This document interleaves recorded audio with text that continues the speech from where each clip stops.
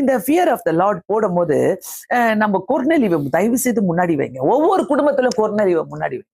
ஒவ்வொரு குடும்பத்திலும் ஆண்டவரே கொர்நேலியை போல ஒரு தெய்வ பக்தி உள்ள எனக்கு அந்த ஞானத்தை தாங்க சுவாமி. கொர்நேலியை போல ஒரு குடும்பத்தை வழி நடத்தக்கூடிய பயத்தை தாங்க, கர்த்தருக்குள்ள வழி நடத்தக்கூடிய பக்தியை தாங்க. கொர்நேலியை போல நான் தர்மம் செய்யக்கூடிய ஆவியை எனக்கு கொடுங்க. கொர்நேலியை போல எப்போதுமே நான் உங்களை நோக்கி ஜெபம் பண்ணி கொண்டிருக்கிற ஆவியை எனக்கு கொடுங்க. நம்ம சொல்லி கேட்கும் போது கண்டிப்பாக உயர்வுகளை நீங்க தேடி போக வேணாம், உயர்வுகள் உங்களை தேடி வரும். ஆமென். உயர்வுகள் உங்களை தேடி வரும். நம்ம நினைச்சிருக்கிற பக்தியும் நம்ம நினைச்சிருக்கிற கிறிஸ்தவ வாழ்க்கையும் சும்மா ஒரு சாதாரணமா நினைச்சிட்டு இருக்கிறோம். ஓகேவா? நீதிமொழிகள் 8வது அதிகாரம், நீதிமொழிகள் 8வது அதிகாரம் 13வது வசனத்தை பார்க்கலாம். 13வது வசனம், நீதிமொழிகள் 8:13 என்ன போட்டிருக்குது? தீமையை வெறுப்பதே கர்த்தருக்கு பயப்படும் பயம். நல்லா புரிஞ்சுக்கங்க, தீமையை வெறுப்பது, ஆமா, தீமையை நம்ம எந்தெந்த தீமையெல்லாம் பார்த்துட்டு இருக்கிறோமோ, தீமன் தெரியும் நம்மளுக்கு, இது வேண்டாம், இது கர்த்தருக்கு பிடிக்காது அப்படின்னு தெரியும். அப்பவும் என்ன பண்ணுவோம்?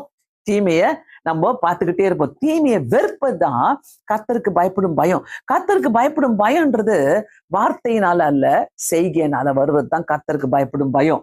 வார்த்தையினால ஈஸியா சொல்லிடலாம், ஐயோ நான் கர்த்தருக்கு பயப்படும். இல்ல இல்ல இல்ல, கர்த்தருக்கு பயப்படுறது உங்க முகத்துல தெரியும், உங்க வாயில பேச்சுல தெரியும், உங்க நடக்கையில தெரியும் நீங்க கர்த்தருக்கு எப்படி பயப்படுறீங்கன்னு சொல்லிட்டு. அதுக்கு கீழே பாருங்களேன், பயங்கரமா எழுதி இருக்குது, பெருமையையும் அகந்தையையும் தீய வழியையும் புரட்டு நாவியும் நான் வெறுக்கிறேன்.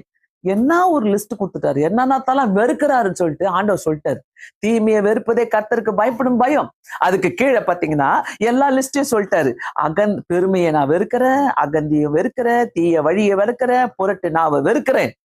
புரட்டு நாவு, அகந்தைனா, பெருமைனா எல்லாருக்குமே தெரியும்ல. பெருமை எந்த இடத்துல நம்ம பெருமை பண்றோம், எந்த இடத்துல பெருமை பண்ணாம இருக்கிறோம், எந்த இடத்துல அமைக்கி வாசிக்கிறோம், எந்த இடத்துல நம்ம நிறைய பேசுறோம், எல்லாமே நமக்கு தெரியும். என்ன அந்த பெருமையை பத்தி நான் அகந்தனாக்கா ஒண்ணுமே இல்லைன்னா கூட ஒரு பெரிய கெத்து, நம்ம பாஷையில சொல்ல போனா ஒரு கெத்து, என்ன ஒரு அகந்தை, ஒரு திமிரு, பரவாயில்ல பாத்துக்கலாம். ஆண்டவர் இதெல்லாம் வெறுக்கிறாராம். ஆண்டவர் தீமையை வெறுக்கிறாருன்னு சொல்லும் போது, அப்பா நான் எந்த தீமையில இல்லப்பா, நான் நல்லா இருக்கிறேன்ப்பா அப்படின்னு நினைச்சுக்கிறோம். ஆனா அதுக்கப்புறம் எக்ஸ்பிளைன் பண்றாரு பாருங்க, பெருமையும் அகந்தையும் தீய வழியையும் புரட்டு வாய் எத்தனை பேருக்கு இருக்குது? புரட்டு வாய்னா என்னது? புரட்டி புரட்டி புரட்டி புரட்டி பேசுறது, இங்க இருக்குது அங்க பேசுறது, அங்க இருக்குது இங்க சொல்றது. அந்த புரட்டு வாயெல்லாம் நான் நிறைய பேசியிருக்கிறேன்.